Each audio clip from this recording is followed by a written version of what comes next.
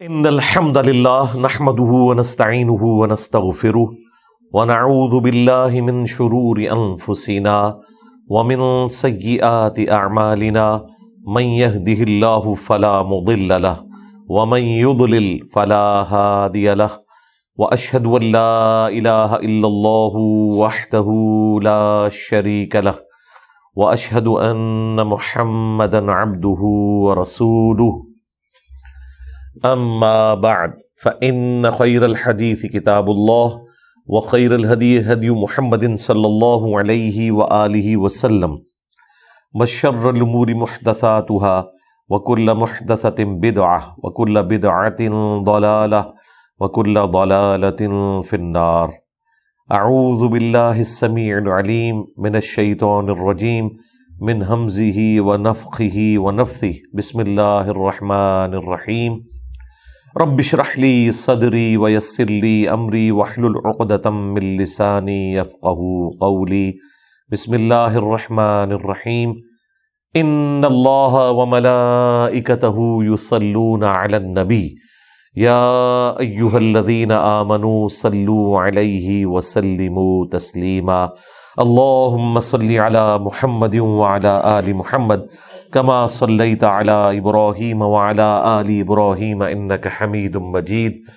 اللهم بارك على محمد وعلى آل محمد كما باركت على إبراهيم وعلى آل إبراهيم إنك حميد مجيد.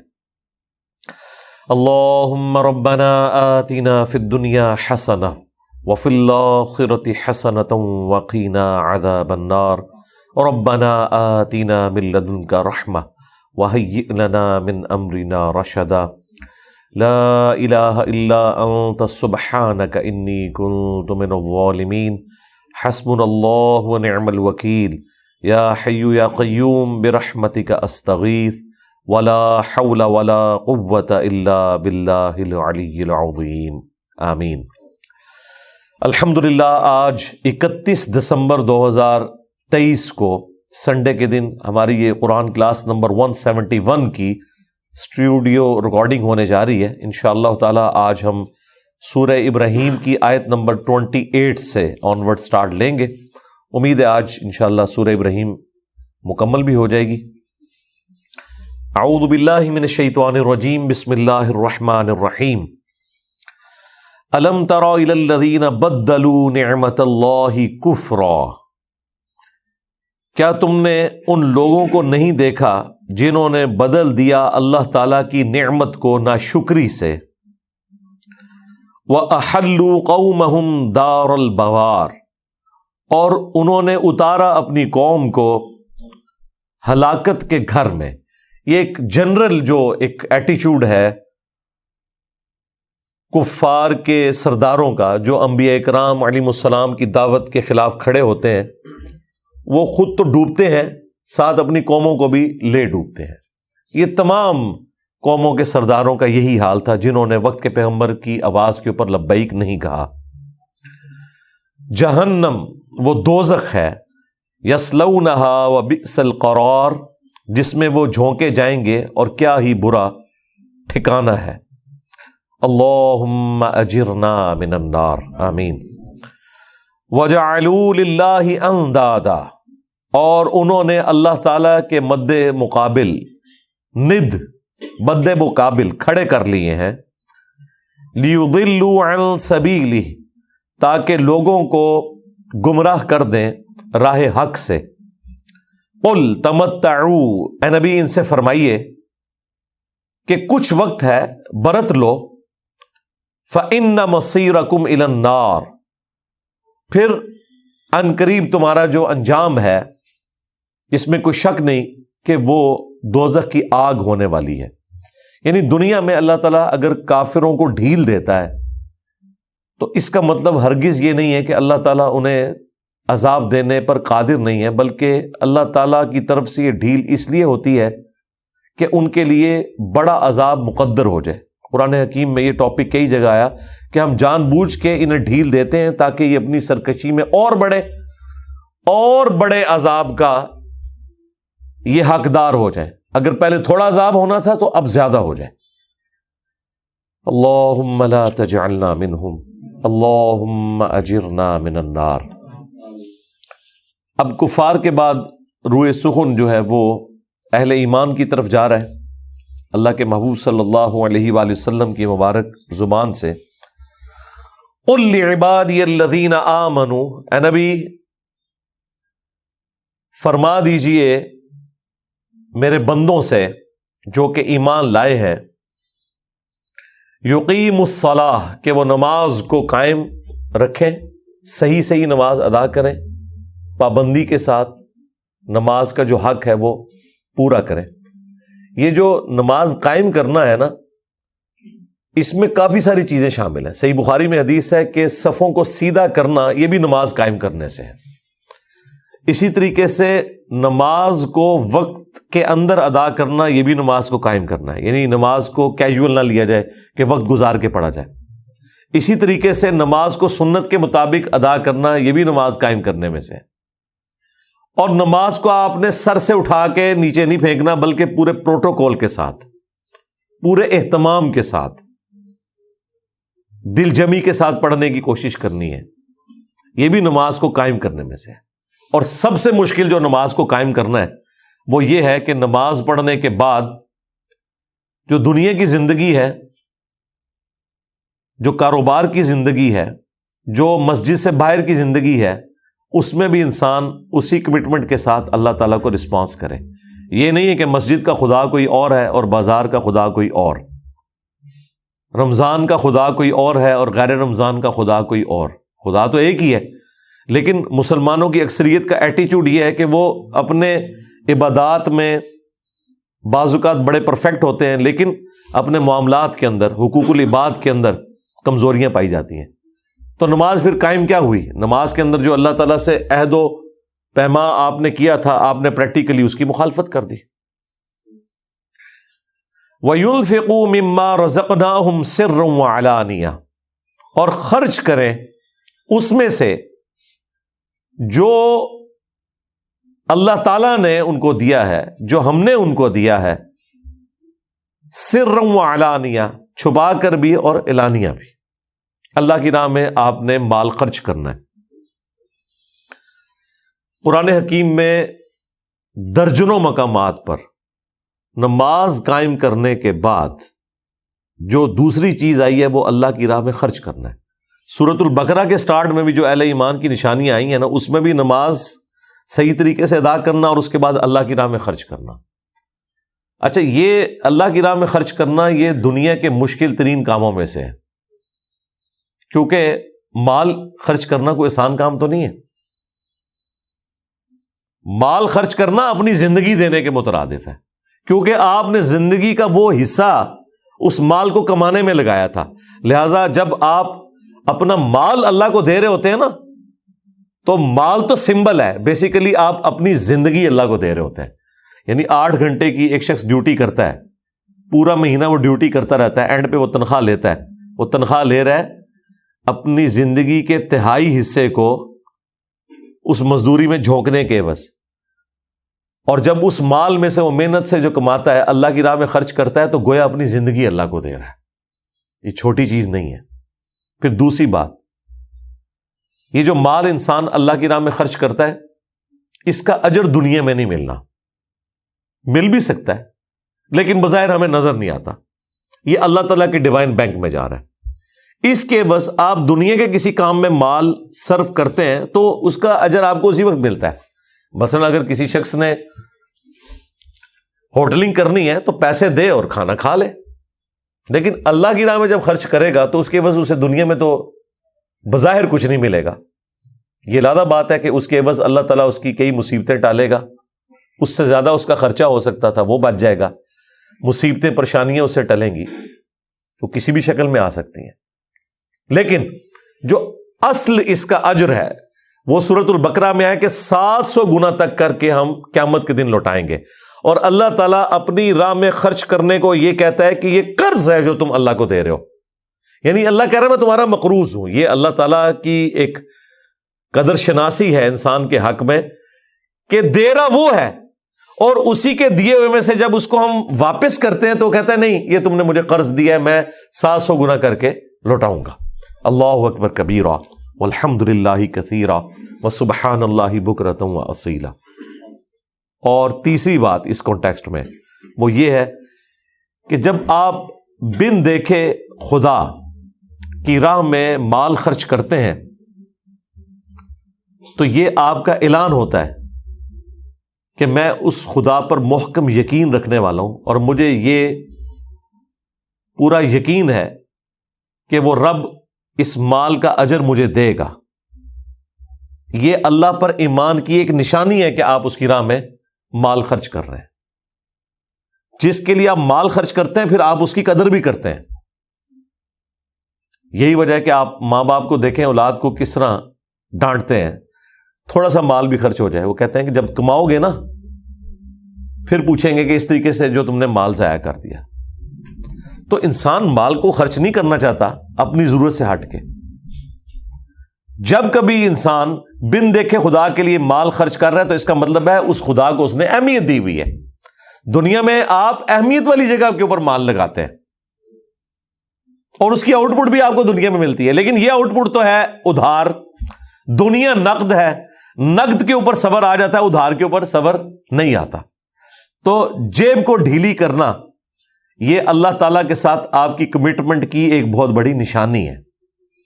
یہ مشکل کام ہے، اسی لیے قرآن حکیم میں نماز کے بعد سب سے زیادہ زور انفاق سبیل اللہ کے اوپر ہے۔ اور جب انفاق سبیل اللہ انسان کرتا ہے پھر دنیا کی جو ایکسٹرا آرڈنری محبت ہے وہ انسان کے دل سے نکل جاتی ہے۔ بخاری اور مسلم میں حدیث ہے کہ اللہ کے محبوب صلی اللہ علیہ وآلہ وسلم نے سورہ التکاثر کی تلاوت کی، الہاکم التکاثر حتی زرتم المقابر، ہلاکت میں ڈالا تمہیں دنیا کے مال کی کثرت نے یہاں تک کہ تم قبروں تک جا پہنچے۔ پھر نبی علیہ السلام نے کہا کہ انسان کہتا رہتا ہے میرا مال میرا مال میرا مال، حالانکہ انسان کا مال وہ ہے جو اس نے کھا لیا یا پہن کر بوسیدہ کر دیا یا اللہ کی راہ میں خرچ کر کے آخرت کے لیے سٹور کر لیا۔ باقی تو اس کے ورثہ کا مال ہے، یعنی وہ جو اس کے مرنے کے بعد اس کے وارث ہوں گے وہ مال ان کا ہے۔ تمہارا مال وہ ہے جو تم نے کھا کر یا اپنے اوپر لگا کر کپڑوں کی شکل میں یا مکان کی شکل میں جتنی دیر تم نے نفع اٹھا لیا، مکان بھی خیر وارثوں کو ہی چلا جانا ہے، یا پھر تیسری قسم وہ ہے جو تم نے اللہ کے حضور سٹور کر لی آگے بھیج کے، اللہ کی راہ میں خرچ کر کے۔ ایک اور حدیث ہے بخاری اور مسلم میں، نبی علیہ السلام نے فرمایا انسان کے 3 دوست ہیں، 2 قبر سے باہر ہی رہ جاتے ہیں، ایک ہی اس کے ساتھ جاتا ہے، اس کا مال اور اس کے رشتہ دار وہ قبر سے باہر رہتے ہیں، اور قبر میں اندر اس کے اعمال جاتے ہیں، اور اعمال ظاہر ہے وہ اعمال ہیں جو نیک اعمال اس نے کیے یا اللہ کی راہ میں خرچ کوئی کیا وہ اس کے ساتھ جانا ہے، باقی مال قبر سے باہر ہی رہ جانا ہے۔ تو وہ اللہ کی راہ میں اللہ تعالیٰ نے فرمایا کہ خرچ کرو، چھپا کر بھی اعلانیہ بھی۔ اصل تو دین کی یہ ہے کہ کسی کو بتائے بغیر کیا جائے، لیکن بعض اوقات اعلانیہ بھی کوئی عمل کرنا پڑ جاتا ہے لوگوں کی ترغیب کی خاطر۔ میں پچھلی دفعہ بھی اس کے اوپر بول چکا ہوں، اس کے اپنے فوائد ہیں۔ من قبل ان یأتی یوم لا بیع فیہ ولا خلال، اس دن کے آنے سے پہلے پہلے کہ جس دن نہ تو کوئی تجارت نفع دے گی اور نہ کوئی دوستی، یعنی آخرت کے دن تو تجارت کا کوئی فائدہ نہیں، کسی کی دوستی اس کے کام نہیں آ سکتی۔ دنیا میں آپ نے اپنے لیے خود ہی کرنسی کما کے لے کے جانی ہے تو وہ قیامت کے دن آپ کی کام آئے گی، آخرت میں کسی کی دوستی نفع نہیں دے گی۔ اللہم حاسبنا حسابا یسیرا، آمین۔ اللہ الذی خلق السماوات والارض، اللہ ہی ہے جس نے پیدا کیا آسمانوں کو اور زمین کو۔ وانزل من السماء ماء، اور وہی ہے جس نے اتارا آسمان سے پانی۔ فاخرج به من الثمرات رزقا لکم، اور پھر نکالا زمین سے پھلوں کو اس پانی کے ذریعے، یعنی پانی کی برکت سے ہی درخت بڑے ہوتے ہیں، کھیتیوں کی شکل میں یا فروٹس والے درخت، ان کو جو خوراک ہے وہ پانی کے ذریعے ملتی ہے، جس کے اندر تمہارا رزق رکھا ہوا ہے۔ وَسَخَّرَ لَكُمُ الْفُلْكَ لِتَجْرِيَ فِي الْبَحْرِ بِأَمْرِهِ، اور اسی نے مسخر کر دیا ہے کشتیوں کو کہ وہ کشتی چلے پانی کے اندر اس کے حکم سے۔ ظاہر ہے اس کے ذریعے پھر رزق جڑا ہوا ہے، سفر جڑا ہوا ہے، یہ سب کچھ کشتی کے ساتھ جڑا ہوا ہے۔ اور اب تو یہ اس ماڈرن دور کے اندر جو سی فوڈ کی جو کیلکولیشنز آ رہی ہیں، وہ تو کہہ رہے ہیں کہ اگر پلانٹ ارتھ سے سب کچھ ختم ہو جائے، صرف سی فوڈ اتنا ہے کہ 1000 سال تک انسانیت اس سے کھا سکتی ہے۔ اللہ تعالیٰ نے ایسا بندوبست کیا ہے۔ اب دنیا میں تو اس وقت کئی ملکوں کی اکانومی سی فوڈ کے اوپر چل رہی ہے۔ ہمارے ملک میں بھی چونکہ ہم صرف ایک کراچی کا یا بلوچستان کا حصہ لگا ہوا ہے، اس لیے لوگوں کو آئیڈیا نہیں ہے، ادروائز وہاں کی جو مچھلی ہے وہ آپ کو پنجاب میں بھی مل رہی ہے، ٹرینز کے ذریعے اس میں برف کے ذریعے سٹور ہو کے یہاں تک پہنچتی ہے۔ لیکن جو ملک ڈپینڈنٹ ہے ٹوٹلی اس کے اوپر، جو سمندری ملک ہیں، جس طرح بنگلہ دیش کا ایک اچھا خاصا حصہ رزق کا جو ہے وہ سمندر سے پورا ہو رہا ہے، انڈونیشیا، ملیشیا، ان لوگوں کے رزق اللہ تعالیٰ نے جوڑا ہوا ان چیزوں کے ساتھ۔ تو سی فوڈ اللہ تعالیٰ نے رکھ دیا ہے۔ اللہ تعالیٰ فرما رہا ہے کہ یہ جو کشتیاں چلتی ہیں وہ اس کے حکم سے چلتی ہیں۔ ظاہر ہے اللہ تعالیٰ ہی نے ہواؤں کو مسخر کیا ہے انسان کے لیے، بادبان کی کشتیاں چلتی ہیں، پانی کے اندر قوت اچھال رکھی ہے، بوئنسی کی فورس، جس کی وجہ سے کشتی چلتی ہے۔ ادروائز تو کبھی کشتی پانی کا بوجھ نہ اٹھا سکتی، سوئی ڈوب جاتی ہے، کشتی جو ہے وہ تیرتی ہے۔ اللہ تعالیٰ نے انسان کو سکھا دیا کہ کس طریقے سے کشتی آپ نے بنانی ہے، اور اس کے ذریعے رزق جڑا ہوا ہے۔ آج بھی اسی طریقے سے ویلڈ ہے۔ آپ کتنے ہیوی انجن بھی لگا لیں، اگر سمندری طوفان ایک خاص لمٹ سے بڑھ جائے تو جہاز تو ڈوب جائیں گے، ابھی بھی جہاز ڈوب رہے ہیں۔ تو اللہ تعالیٰ نے مسخر کیا ہوا ہے۔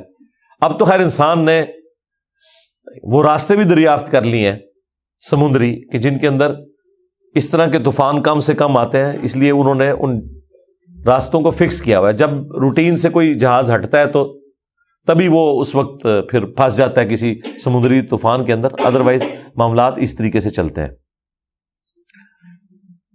وَسَخَّرَ لَكُمُ الْأَنْهَارَ، اور اسی نے تمہارے لیے دریاؤں کو بھی مسخر کر دیا۔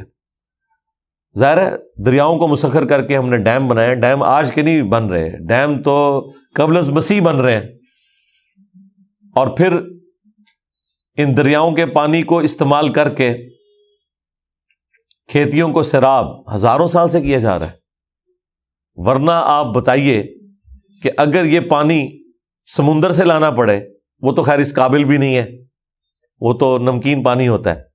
گلیشیئرز کے اوپر یہ پانی سٹور ہوتا ہے پہاڑوں پہ۔ آپ ذرا کیلکولیشن کریں، ہزاروں کلومیٹر سے وہ پانی انڈر گریوٹی چلتا ہے، اس سے پہلے سورج اسے پگھلاتا ہے اور اس سے پہلے سٹور کرتا ہے اللہ تعالیٰ گلیشیئرز کی فارم میں۔ ورنہ پانی کو سٹور کرنے کے لیے تو ٹینک چاہیے نا، ان کی دیواریں ہوں، لیکن اللہ تعالیٰ نے کیا نظام رکھا ہے کہ ٹینک کے بغیر ہی پہاڑوں کے اوپر برف وہ جمی ہوئی حالت میں سٹور ہوتی ہے، اور وہ برف بھی وہاں سورج کے ذریعے پہنچی ہے، کیونکہ سورج نے ہی ایویپوریٹ کیا ہے سمندر کے پانی کو، نمک ادھر ہی رہ گیا، پانی ایویپوریٹ ہوا اور بارش کی شکل میں اور برف کی شکل میں گلیشیئرز کی فارم میں ہزاروں کلومیٹر دور اونچائی پہ پہنچا۔ یہ اب آپ کو اس اونچائی کی قدر بھی آئے گی، یہ جو نیچرل ہیڈ اللہ نے دیا ہوا ہے، اور پھر اسی سورج کے ذریعے اللہ تعالیٰ اسے پگھلاتا ہے، اور پھر پانی کے دریا چلتے ہیں بغیر کسی موٹر کے، انڈر گریوٹی چل رہے ہوتے ہیں۔ ظاہر ہے وہ نیچرل سلوپ رکھی ہوئی ہے، ورنہ پانی نہ چلے، اور ہماری زمینوں کو سیراب وہ دریا کرتے ہیں۔ اگر ہمیں وہ خود موٹر لگا کے یا جانوروں کے ذریعے پانی بھر کے لانا پڑے تو پھر تو انسان پہاڑوں پہ جا کے رہیں گے، یہاں تو آپ لا ہی نہیں سکتے۔ تو یہ واٹر سائیکل، یہ بھی اللہ تعالیٰ کے اتنے بڑے بڑے معجزات میں سے ہے۔ یہ اب اللہ تعالیٰ کی قدرت کی ساری نشانیاں اللہ تعالیٰ گنوا رہا ہے، اور اس کو پھر اللہ تعالیٰ کنکلوڈ کرے گا اس رکوع کی آخری آیت کے اندر۔ وَسَخَّرَ لَكُمُ الشَّمْسَ وَالْقَمَرَ، اور اسی نے مسخر کر دیا ہے سورج کو بھی اور چاند کو بھی. ویسے تو ہم سورج چاند کو پکڑ نہیں سکتے، نہ ان کے آربٹس کو چینج کر سکتے ہیں. مسخر ہمارے لیے کر دیا ہے، ہماری خدمت میں لگا دیا. دنیا میں جو جاندار ہیں وہ تو مسخر کیے ہیں. ایک چھوٹا سا بچہ بھی اتنے بڑے اونٹ کو نکیل سے پکڑتا ہے تو کتنی شرافت کے ساتھ اونٹ چلتا ہے، حالانکہ اونٹ کی طاقت چھوٹا سا بچہ کیا کر سکتا ہے؟ یہ مسخر ہوا ہے. البتہ سورج کو اس طریقے سے تو مسخر نہیں کیا ہوا کہ سورج کو ہم خود چلائیں، لیکن اس طریقے سے مسخر کر دیا ہے کہ سورج کی برکت سے موسم تبدیل ہو رہے ہیں، بارشیں برس رہی ہیں، گلیشیئرز میں برف سٹور ہو رہی ہے، سورج کی مدد سے وہ پگھل رہی ہے. وہ پانی کے دریا اوپر بھی چلتے ہیں، زمین کے نیچے بھی چلتے ہیں. ہم زمین سے بھی پانی نکالتے ہیں، اوپر کے دریاؤں کو سٹور کر کے ڈیم بناتے ہیں. تو سورج مسخر ہوا ہے. اور اب تو سرکار پاکستان میں لوڈ شیڈنگ کے بعد تو آپ کو پتہ چل گیا ہوگا کہ سورج کیسا مسخر ہوا ہے. ہاں، سولر سیل کے ذریعے بجلی بنائی جا رہی ہے، اور دن بدن یہ اتنا سستا ہوتا جا رہا ہے کہ ایک وقت آئے گا کہ بجلی کوئی مسئلہ نہیں رہے گی. ہم غریب ملکوں کا، امیر ملکوں کا تو ابھی بھی کوئی مسئلہ نہیں ہے، کیونکہ وہاں قیامت کی نشانیاں ذرا دیر سے پوری ہوں گی. یہاں پہلے قیامت کی نشانیاں آ گئی ہوئی ہیں، سو کارڈ جو ہم نے بنائی ہوئی ہیں. تو یہ مسئلہ اللہ تعالیٰ نے حل کر دیا. انسانیت سوچ رہی تھی کہ تیل 2050 تک ختم ہو جانا ہے زمین سے، تو گاڑیاں کیسے چلیں گی، ہوائی جہاز کیسے اڑیں گے. انرجی کی ایک آلٹرنیٹو چیزیں موجود تھی، ونڈ انرجی بھی، سولر انرجی بھی. مسئلہ آ رہا تھا اسے سٹور کیسے کریں. اب دیکھیں وہ لیتھیم کی جو بیٹریز ہیں، ابھی تو نیکسٹ ٹیکنالوجی کوئی اس سے اوپر بھی آئے گی اور آہستہ آہستہ یہ معاملات سیٹل ہو جائیں گے. اللہ تعالیٰ نے یعنی جو قرآن میں فرمایا نا کہ ہم نے زمین کے اندر سارے اسباب رکھ دیے ہیں مخلوقات کے لیے. ہمارے آباء و اجداد نے تو سوچا ہی نہیں تھا کہ اتنا کچھ زمین میں رکھا ہوا ہے اللہ تعالیٰ نے جو ایکسپلور ہوگا. وہ وقت کے ساتھ ہوتا جا رہا ہے. تو سورج مسخر ہوا ہے. ورنہ اگر سورج اپنی مرضی کرنا شروع کر دے کہ ایک دن آپ سولر پلیٹ بنائیں، اگلے دن وہ کہ میں اس مٹیریل سے تو فوٹونز کو ٹریول ہی نہیں کرواؤں گا، کوئی نئی پلیٹ بناؤ، تو دنیا کی کوئی ٹیکنالوجی کامیاب ہو ہی نہیں سکتی. اگر پیٹرول انجن بنایا ہے انسان نے تو پیٹرول کی پرفارمنس کے اوپر بنایا ہے. اگر پیٹرول کہنے جی آج تو میں اتنی ہیٹ کے اوپر آن ہو رہا ہوں، اگلی دفعہ آپ نے بڑا پلگ لگانا ہے، تو آپ روزانہ پلگ ہی چینج کرتے رہیں. تو یہ جتنے فزیکل فینامنا آف نیچر ہیں یہ اللہ تعالیٰ نے انسان کے لیے مسخر کیے ہیں. خواہ انسان ڈائریکٹ انہیں کنٹرول کرے یا ان کے ذریعے نفع اٹھائے، بہرحال یہ اللہ تعالیٰ نے سب کچھ مسخر کر دیا ہے. وَسَخَّرَ لَكُمُ الشَّمْسَ وَالْقَمَرَ دَائِبَيْنِ، اور سورج کو اور چاند کو مسخر کر دیا ہے جو برابر چل رہے ہیں. ان کے ذریعے ہم لیونر ایئرس اور سولر ایئرس کا بھی اپنا معاملہ لے کے چلتے ہیں. یہ تو اگلے زمانوں میں بھی ہوتا تھا، اور اب تو کئی اور چیزیں سامنے آ گئی ہیں. ایون آپ چاند کی 14ویں رات کو اگر اپنی سولر پلیٹس کی کیلکولیشن دیکھیں نا تو کچھ واٹس وہ بنا رہی ہوتی ہے اس وقت بھی، کیونکہ روشنی کی وجہ سے بنا رہی ہوتی ہے نا. چاندنی راتوں میں بڑے تھوڑے سے، میرے پاس جو 7-8 kVA کا سسٹم لگا ہوا ہے، تقریباً 15 سے 20 واٹ وہ چاند کی رات میں بھی بناتا ہے. تو بہت بڑا ایک فگر اس اعتبار سے تو ہے 20 واٹ. اگر بہت بڑے لیول کے اوپر آپ دیکھ رہے ہیں کہ جس طرح چائنا کے اندر پہاڑوں کے اوپر انہوں نے جس طرح جنگلات اگے ہوتے ہیں اس طرح پلیٹیں لگائی ہوئی ہیں. تو جہاں پہ گیگا واٹس کے اندر یہ سسٹم لگے ہوئے ہیں وہاں تو ہزاروں واٹ تو پروڈیوس ہو ہی جائیں گے نا چاند کی روشنی میں بھی. تو یہ سب کچھ وہ حصہ مسخر ہوا ہے جو آج سائنس کی برکت سے ہمیں پتہ چل رہا ہے. اگلے زمانوں کے لوگ تو بس یہ کہتے تھے اچھا چاند گول ہو گیا، 14ویں تاریخ آ گئی، اب یہ ہاف ہو گیا، یہ 21ویں آ گئی، اور یہ کم ہوتے ہوتے یہ، اور پھر 7 تاریخ آئے گی تو یہ سیمی سرکل ہوگا، سرکل میں 14 ہو جائے گی، اور یوں ایک آسمانی کیلنڈر کے طور پہ اسے دیکھتے تھے. سورج کو بھی آسمانی کیلنڈر کے طور پہ لوگ دیکھتے تھے کہ سورج ادھر آیا، زور کا وقت ہو گیا ہے، اب یہ غروب آفتاب ہو گیا ہے، بس یہ تھا ٹوٹل. یا گوشت کو آپ سکھا لیتے تھے سٹور کرنے کے لیے، کیونکہ برف والی ٹیکنالوجی تو نہیں تھی، تو گوشت کو خشک کیا جاتا تھا، اس کی باریک سی وہ لیئرز کاٹ کے. آج بھی جو غریب لوگ ہیں اسی طریقے سے، ان کے پاس فریج نہیں ہے اور وہ ایسا سٹور ہوتا ہے، آپ بے شک 6 مہینے بعد استعمال کریں بالکل تازہ ہو جاتا ہے. وہ اسے وہ سورج کی روشنی میں سکھاتے ہیں.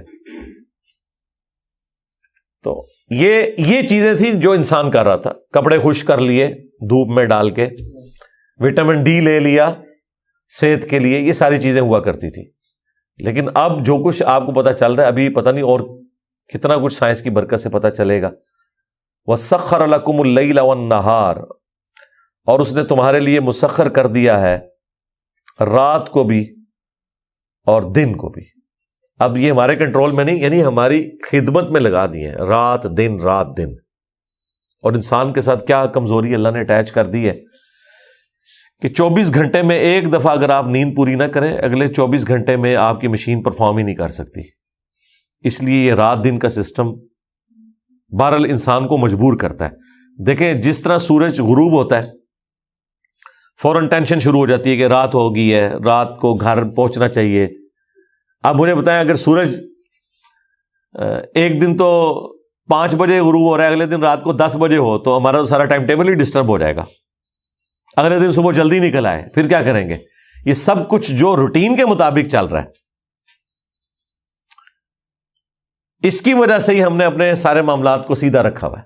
ادروائز تو ہم اپنے معاملات کو لے کے نہیں چل سکتے، نہ معاش کا سلسلہ نہ آرام کا سلسلہ. تو اللہ تعالیٰ فرما رہا ہے یہ ساری چیزیں ہم نے تمہارے لیے مسخر کی ہیں. وَآتَاكُم مِّن كُلِّ مَا سَأَلْتُمُوهُ، اور اس نے ہر چیز تمہیں عطا فرما دی ہے جو بھی تم اس سے سوال کرتے ہو، یعنی تمہارے لیے ریسورسز رکھ دی ہیں. وَإِن تَعُدُّوا نِعْمَتَ اللَّهِ، اور اگر تم اللہ کی نعمتوں کو گننا شروع کر دو، لَا تُحْصُوهَا، تم کبھی بھی ان کا شمار نہیں کر سکتے. یہ کنکلوژن ہے. بھائی کتنی گنوائی جائیں، یہ موٹی موٹی جو گنوائی ہیں نا، ان کی باریکیاں بھی گننی شروع کریں تو پھر وہی بات ہے جو اللہ تعالیٰ نے سورۃ الکہف میں اور سورہ لقمان کے اندر فرمائی ہے کہ اگر زمین کے سارے درخت جو ہیں یہ کلمے بن جائیں، سمندر جو ہے وہ سیاہی بن جائے اور 7 سمندر اور بھی شامل ہو جائیں، پھر بھی اللہ تعالیٰ کے کلمات ختم نہیں ہو سکتے. اللہ کی ہر نعمت اللہ تعالیٰ کے ایک کلمہ کن کی وجہ سے پروڈیوس ہوئی ہوئی ہے نا، یہ سب اللہ کے کلمات ہیں. ان الانسان لظلوم کفار، بے شک انسان جو ہے وہ ظالم ہے، زیادتی کرنے والا ہے، اپنے اوپر ہی، اللہ پہ نہیں، اور ناشکرا ہے. سب سے بڑی زیادتی کرتا ہے شرک کر کے.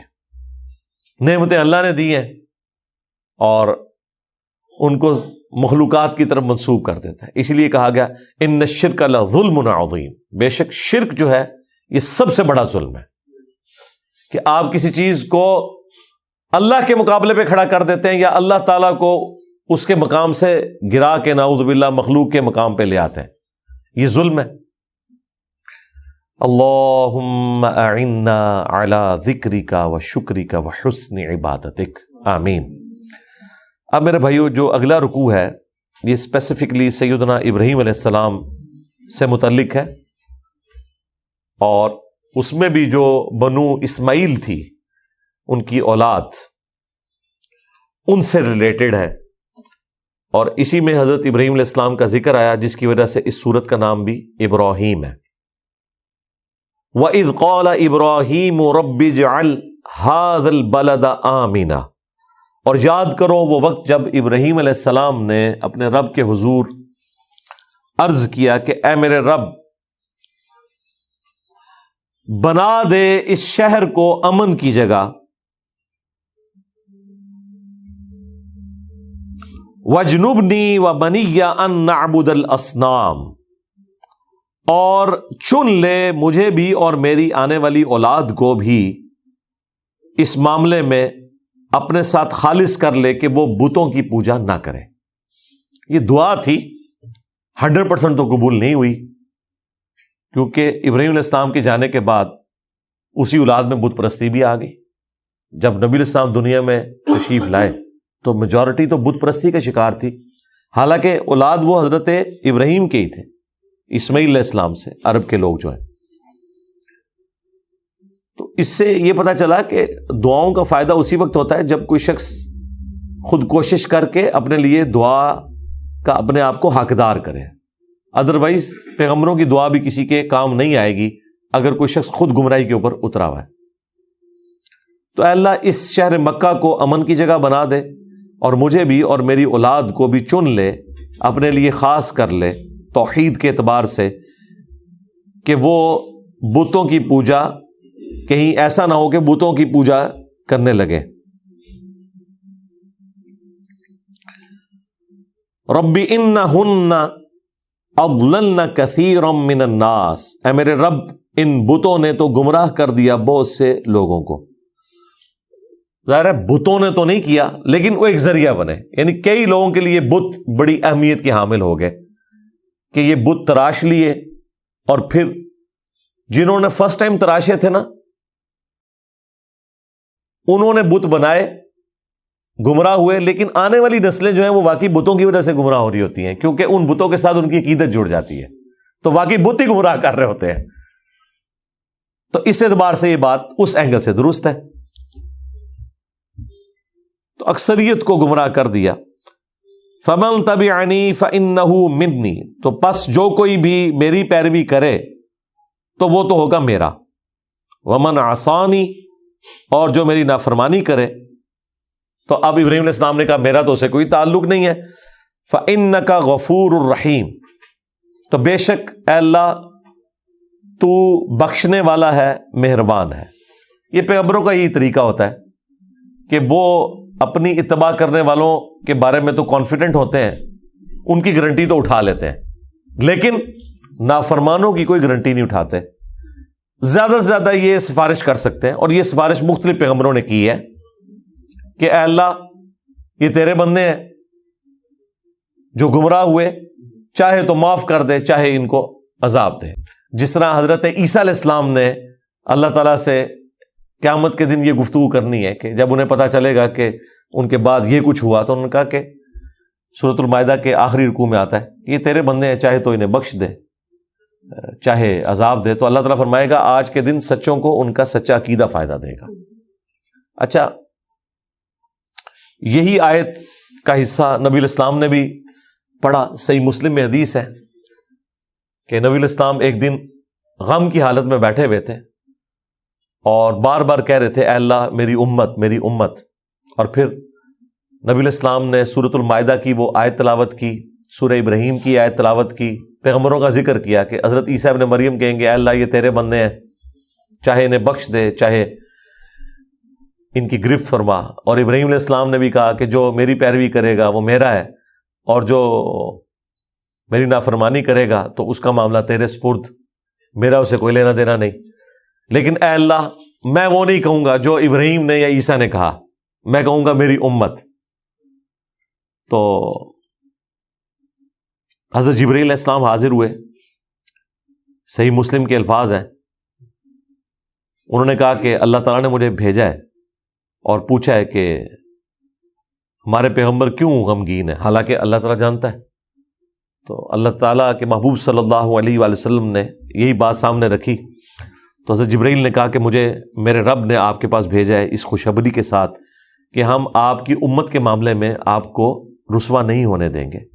قرآن میں بھی اشارتاً اس کا ذکر ہے، وَلَسَوْفَ يُعْطِيكَ رَبُّكَ فَتَرْضَىٰ، ان قریب تمہارا رب تمہیں اتنا دے گا کہ تم اس سے راضی ہو جاؤ گے۔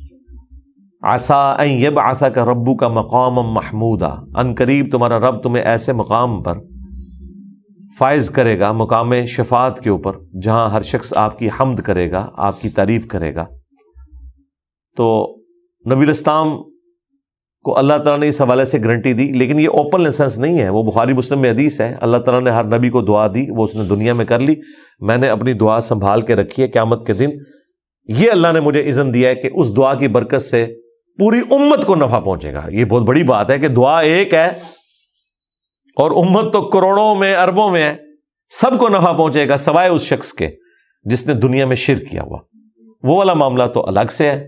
البتہ نافرمانوں کے لیے جامعہ ترمذی میں، سنن ابن ماجہ میں حدیث ہے کہ میری شفاعت اللہ تعالیٰ میری امت کے گناہ کبیرہ کرنے والے لوگوں کے حق میں بھی قبول کر لے گا، لیکن وہ ہوگی اللہ کے اذن سے، جس کے لیے اللہ تعالیٰ چاہے گا۔ اللہم اجعلنا منہم، اللہ تعالیٰ ہمیں ان میں شمار کرے کہ جن کو اللہ کے محبوب صلی اللہ علیہ وآلہ وسلم کی شفاعت نصیب ہونے والی ہے انشاءاللہ تعالی۔ ربنا انی اسکنت من ذریتی، اے ہمارے پروردگار بے شک میں نے بسا دیا ہے اپنی اولاد کے کچھ حصے کو۔ ظاہر ہے کہ اولاد کے دو حصے تھے، ایک بنو اسرائیل جو حضرت اسحاق کے بیٹے تھے یعقوب جن کا لقب اسرائیل تھا، اور دوسرے یہ بنو اسماعیل جو حضرت اسماعیل علیہ السلام کی اولاد جن میں سے نبی الاسلام پیدا ہوئے۔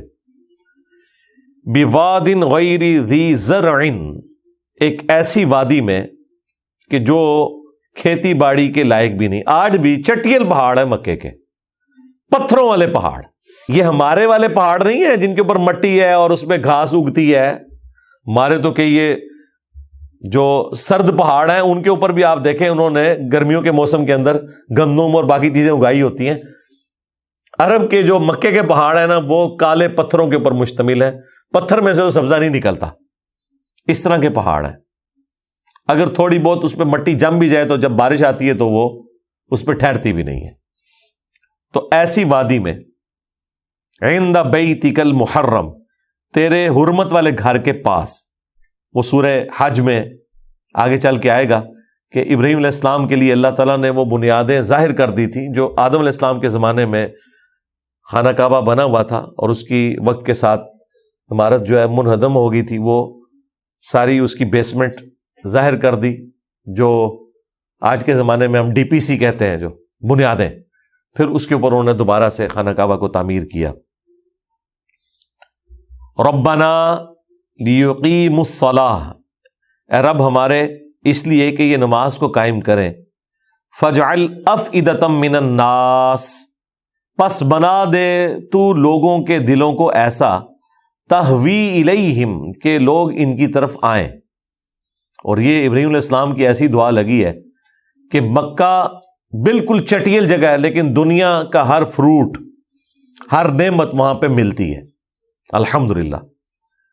وارزقہم من الثمرات لعلہم یشکرون، اور وہ ہر طرح کے پھل رزق یہاں پائیں تاکہ وہ تیرا شکر ادا کریں۔ ربنا انک تعلم ما نخفی وما نعلن، اے اللہ، اے رب ہمارے، بے شک تو ہی جانتا ہے جو ہمارے دل میں چھپا ہوا ہے اور جو ہم ظاہر کرتے ہیں وہ تیرے علم میں ہے۔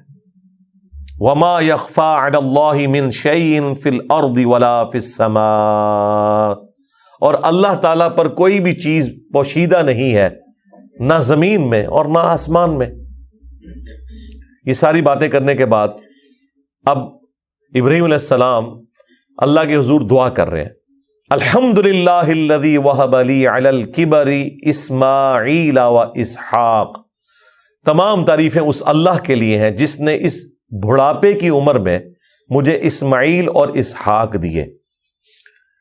یہ آپ جیسے جو نوجوان لوگ ہیں وہ اس تکلیف کا کبھی احساس کر ہی نہیں سکتے۔ یہ ذرا پوچھیں ابراہیم علیہ السلام 87 سال کی عمر جب ان کی ہوئی ہے نا، 87 ایئرز، تو پہلا بچہ پیدا ہوا ہے، ہاں جی، اسماعیل، اور جب 99 ایئرز ان کی عمر ہوئی ہے اور بچے کی عمر 12 سال تو حکم آ گیا ہے، سورہ صافات میں آیا کہ اب اسے قربان کرو، تیار ہو گئے۔ حضرت یعقوب علیہ السلام کے جو والد ہیں اسحاق، وہ بعد میں پیدا ہوئے ہیں۔ یہاں سے آپ کو ترتیب بھی پتہ چل گئی کہ اسماعیل علیہ السلام بڑے ہیں اور اسحاق علیہ السلام چھوٹے ہیں۔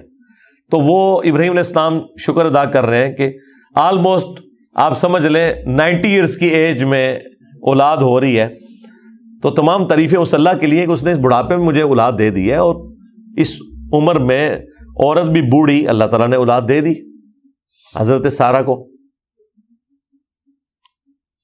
ان ربی لسمیع الدعاء، بے شک میرا رب سننے والا ہے دعاؤں کا۔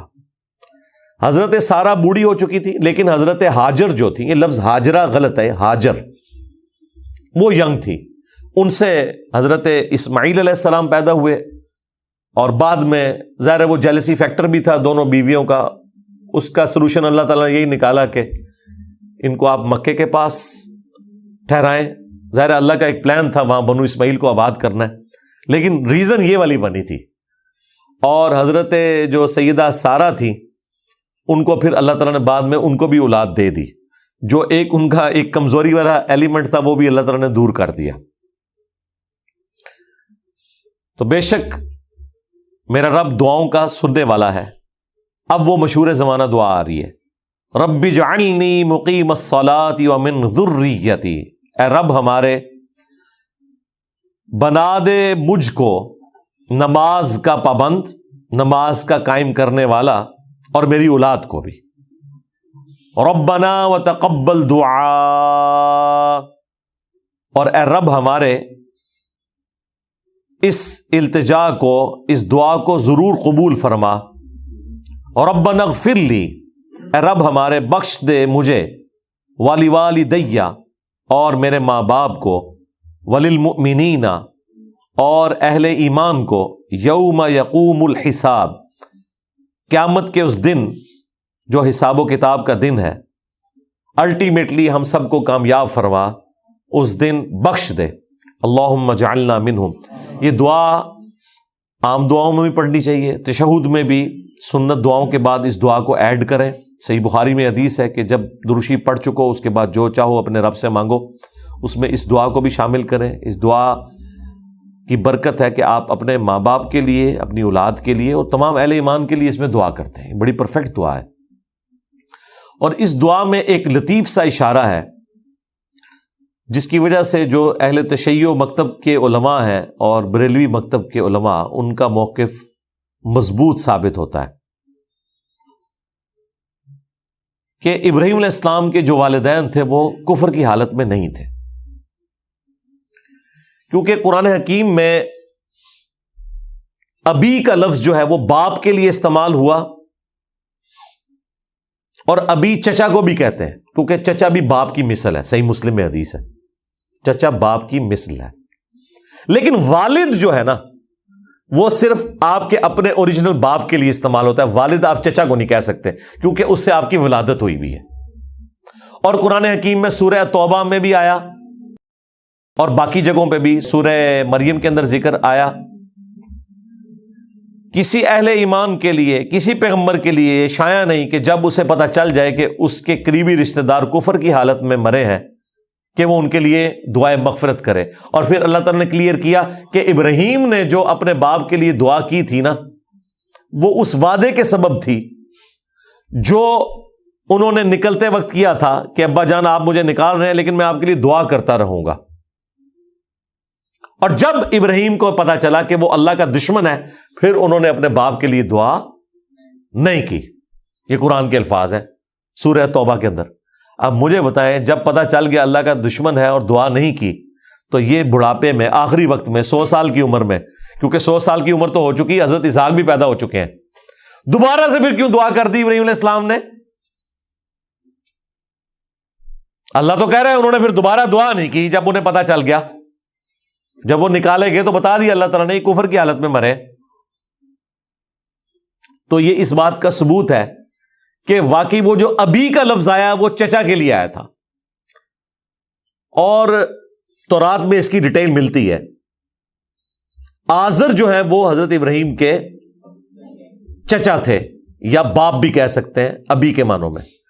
اور جو والد تھے وہ تارخ ہیں. اور یہ المستدرک للحاکم میں بھی حدیث موجود ہے, اگرچہ اس کی صحت کے اوپر کلام کرتے ہیں, لیکن قرآن میں یہ فٹ ان بیٹھتا ہے. یہ کیسے ہو سکتا ہے کہ ابراہیم علیہ السلام اپنے باپ کے لیے دعا کرنا چھوڑ گئے تھے, تو یہ 100 سال کی عمر میں کیوں کہہ رہے ہیں کہ اے اللہ بخش دے مجھے بھی اور میرے والدین کو بھی اور مومنین کو بھی قیامت کے دن. تو اس میں لطیف سا اشارہ ہے کہ ابراہیم علیہ السلام کے جو والد تھے وہ واقعی مسلمان تھے. لیکن یہ ٹیکنیکل بحث ہے جو میں ڈسکس کر رہا ہوں. اس میں قطعاً یہ مقصد نہیں ہے کہ جو لوگ دلائل کی بنیاد کے اوپر وہ فرق رکھتے ہیں اس اعتبار سے کہ وہ ابراہیم علیہ السلام کے والد کو کافر سمجھتے ہیں, تو وہ کوئی گستاخی کے اوپر مبنی عقیدہ ہے. اس کا جواب ہمارے استاد مولانا اسحاق صاحب رحمہ اللہ نے بڑا پیارا دیا تھا کہ اگر نبی کے جسم کا ٹکڑا کافر ہو سکتا ہے نا, تو نبی کے باپ کا، والد کا کافر ہونا یہ چھوٹی چیز ہے، کیونکہ نبی کے جسم کا ٹکڑا جو اس کی اپنی اولاد ہے وہ تو اس کے جسم کا حصہ ہوتی ہے نا، اسے تو کافر نہیں ہونا چاہیے تھا کیونکہ وہ نبی کے جسم کا حصہ ہے، جبکہ نبی کا جو والد ہے وہ نبی کے جسم کا حصہ نہیں ہے، نبی اس کے جسم کا حصہ ہے۔ تو اگر نوح علیہ السلام کا بیٹا کفر کی حالت میں مرا، سورہ ہود میں آیا، تو یہ بڑا پرابلم ہے بنسبت اس کے کہ کسی پیغمبر کا والد کافر ہو۔ لیکن چونکہ یہاں پہ لوگوں کی جذباتی ڈاکٹرن جڑی ہوئی ہے، اس کے اوپر باقاعدہ مناظرے ہوتے رہے ہیں تاریخ کے اندر، ابھی بھی بریلوی اس کی بنیاد کے اوپر، اور شیعہ اہل حدیث کو گستاخ رسول کہتے ہیں اور وہ ان کا رد کرتے ہیں۔ لیکن جو آیت جس کے سپورٹ میں آتی ہے، میں کوشش کرتا ہوں کہ اسے اس حوالے سے ایڈریس کر دیا جائے تاکہ آپ کو پتہ چل جائے کہ ہاں یہ دلائل وہ اس سے اخذ کرتے ہیں اور وہ کوئی دلیل ان کی کمزور نہیں ہے، یہ سپورٹو بھی ہے۔ اب یہ جو آخری رکوع ہے یہ قیامت سے ریلیٹڈ ہے۔ وَلَا تَحْسَبَنَّ اللَّهَ غَافِلًا عَمَّا يَعْمَلُ الظَّالِمُونَ، اور تم ہرگز یہ خیال نہ کرنا کہ اللہ تعالیٰ بے خبر ہے ظالموں کے برے کرتوتوں سے۔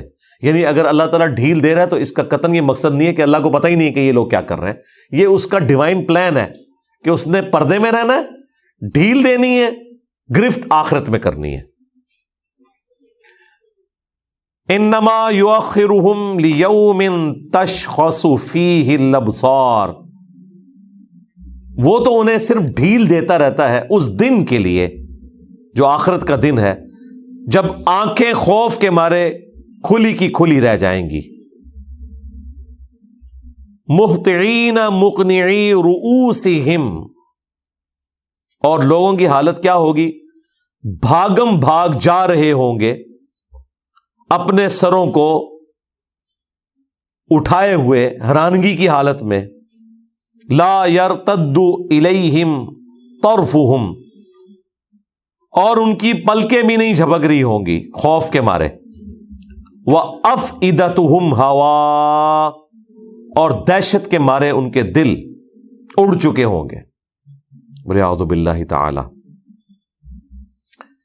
وَأَنذِرِ النَّاسَ يَوْمَ يَأْتِيهِمُ الْعَذَابُ، اور اے محبوب صلی اللہ علیہ وآلہ وسلم لوگوں کو ڈر سنائیے اس دن کہ جس دن یوم یأتیہم العذاب، عذاب آ جائے گا، فیقول الذین ظلموا، اور اس دن کہیں گے ظالم لوگ، ظلم تو لوگوں نے اپنے اوپر خود ہی کیا ہوا نا، گناہ کے ذریعے، فسق کے ذریعے، شرک کے ذریعے، ربنا اخرنا الی اجل قریب، اے رب ہمارے ہمیں تھوڑی دیر کے لیے مہلت دے دے، نجب دعوتک، کہ ہم دعوت پر لبیک کہہ لیں۔ یعنی اب یہاں پہ پھر اس موت کا ذکر ہے، جو انسان کی اپنی موت ہے، جو انڈیویجول کی قیامت ہے، کہ جب موت کا وقت قریب آئے گا تو جو اللہ کے نافرمان لوگ ہیں وہ کہیں گے یا اللہ تھوڑی سی مہلت دے دے کہ ہم دعوت قبول کر لیں تیری، وَنَتَّبِعِ الرُّسُلَ، اور پیروی کریں تیرے رسولوں کی۔ یعنی موت کے وقت جو فاسقین ہیں، مجرمین ہیں، ان کی حالت یہ ہوتی ہے کہ وہ کہتے ہیں کہ یا اللہ تھوڑی دیر کی ہمیں مہلت دے دے، ہم دعوت حق قبول کر لیں گے، تیرے پیغمبر کی پیروی کریں گے۔ اولم تکونوا اقسمتم من قبل ما لکم من زوال، اے کافرو کیا تم قسمیں نہیں اٹھایا کرتے تھے اس سے پہلے کہ تمہیں یہاں پر کبھی زوال نہیں آنے والا، تم نے کبھی اس دنیا سے جانا ہی نہیں ہے۔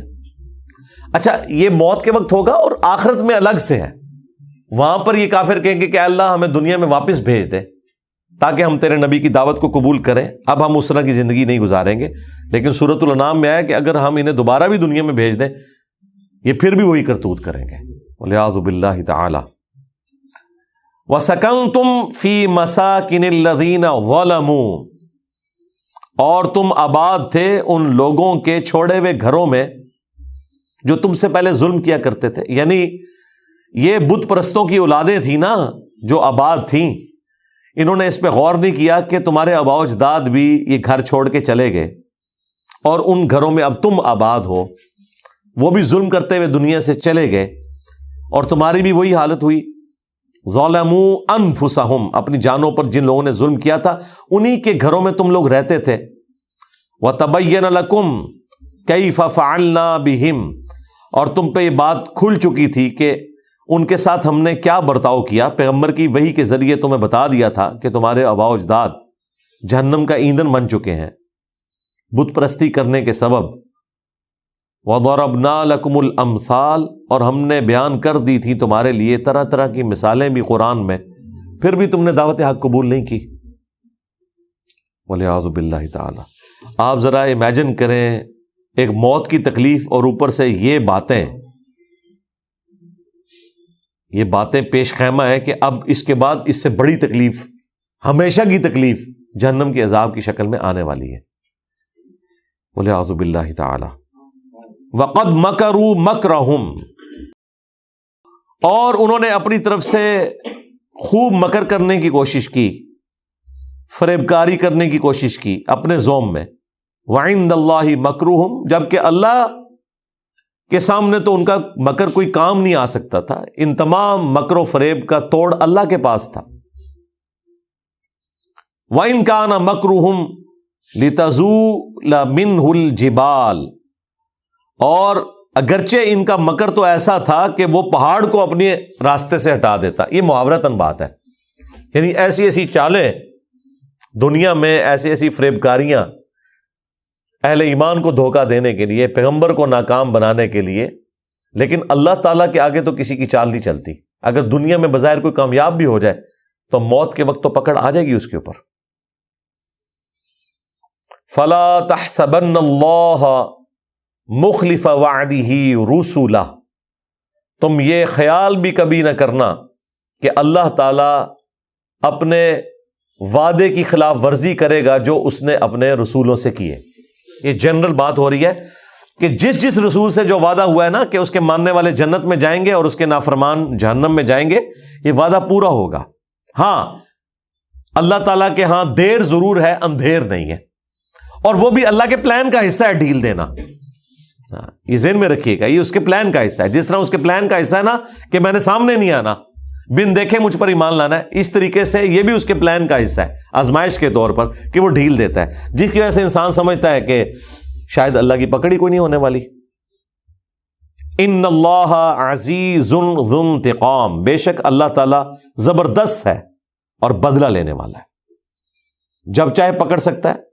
اگر ڈھیل دے رہا ہے تو اس کا یہ مطلب نہیں کہ بدلہ نہیں لے گا، قیامت کا دن اس نے رکھا ہے۔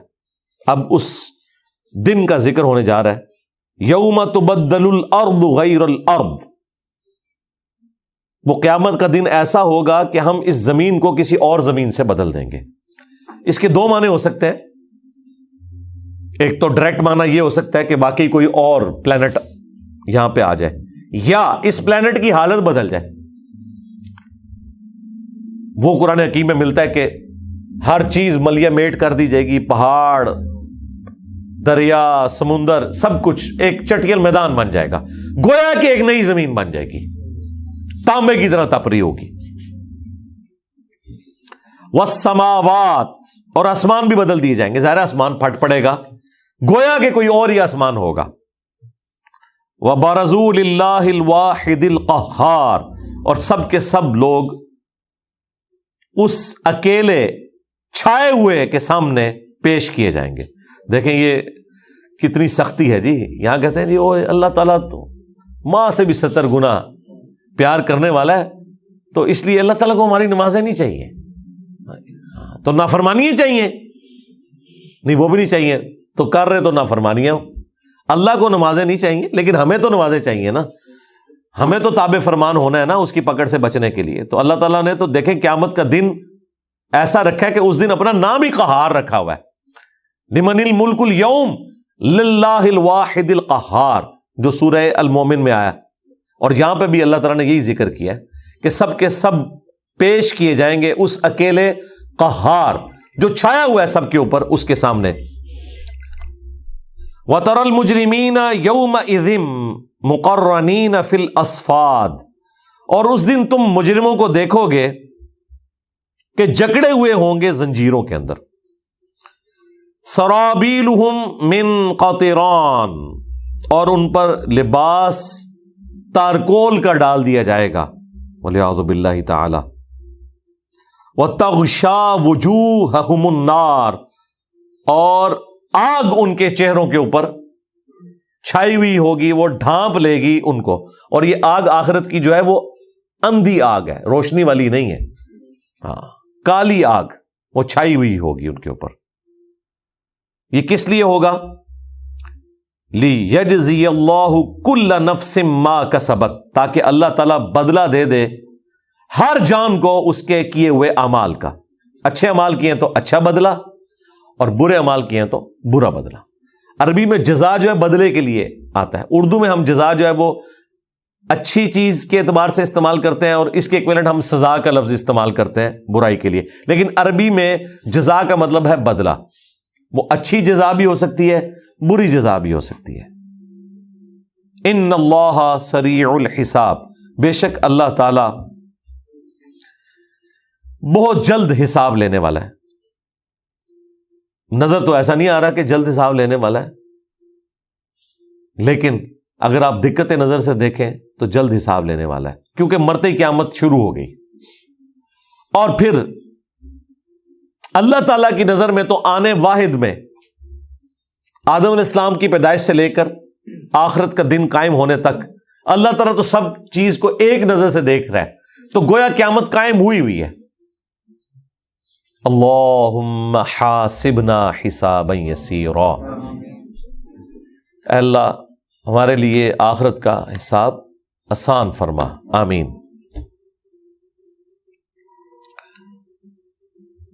ھذا بلاغ للناس، یہ صورتیں جب کنکلوڈ ہوتی ہیں نا تو بڑی رکت والی گفتگو ہوتی ہے. یہ میں نہیں تصور میں دیکھتا ہوں کہ جیسے کوئی شفیق باپ، کوئی شفیق ماں اپنے بچے کو کسی مشکل سفر پہ بھیج رہی ہوتی ہے نا، اور ہاتھ ہلا کے اللہ کے حوالے. ایک بڑا ٹریجک سا سین بن رہا ہوتا ہے جب یہ صورتیں کنکلوڈ ہو رہی ہوتی ہیں. دیکھیں، ھذا بلاغ للناس، یہ قرآن تو ایک پیغام ہے پوری انسانیت کے لیے. وَلِيُنذَرُوا بِهِ، تاکہ اس قرآن کے ذریعے انہیں ڈرایا جائے. وَلِيَعْلَمُوا أَنَّمَا هُوَ إِلَٰهٌ وَاحِدٌ، تاکہ وہ جان لے کہ معبود تو نہیں ہے سوائے اس اکیلے رب کے جو اکیلا ہے، واحد. وَلِيَذَّكَّرَ أُولُو الْأَلْبَابِ، تاکہ نصیحت حاصل کریں عقل والے اور اپنی آخرت سنوار لیں. مرنے سے پہلے اے مسلمان کر لے اس پہ غور. کتابوں کا خدا اور ہے، بابوں کا خدا اور. ہمارے معاشرے نے ہمیں جس خدا کا تعارف کروایا وہ یہ ہے کہ یہ اس نے رونق لگائی ہوئی ہے، اینڈ پہ سب کو چھوڑ دینا ہے. جبکہ قرآن کہہ رہا ہے، اللہ تعالیٰ فرما رہا ہے یہ قرآن ایک نصیحت ہے پہنچانے والی، جس انسان تک پہنچ سکتی ہے اسے پہنچا دو، تاکہ وہ آخرت کا ڈر رکھے، اپنی اصلاح کر لے، اور لوگ جان لیں کہ ایک ہی الہ ہے جس کے حضور تمہیں پیش ہونا ہے، اور عقل مند اس کتاب سے نصیحت حاصل کریں. اللہم ثبتنا علی القرآن، اللہم من احییتہ منا فاحیہ علی الاسلام، ومن توفیتہ منا فتوفہ علی الایمان. سبحانک اللہم وبحمدک، اشہد ان لا الہ الا انت، استغفرک واتوب الیک، وما علینا الا البلاغ المبین. جزاکم اللہ خیرا.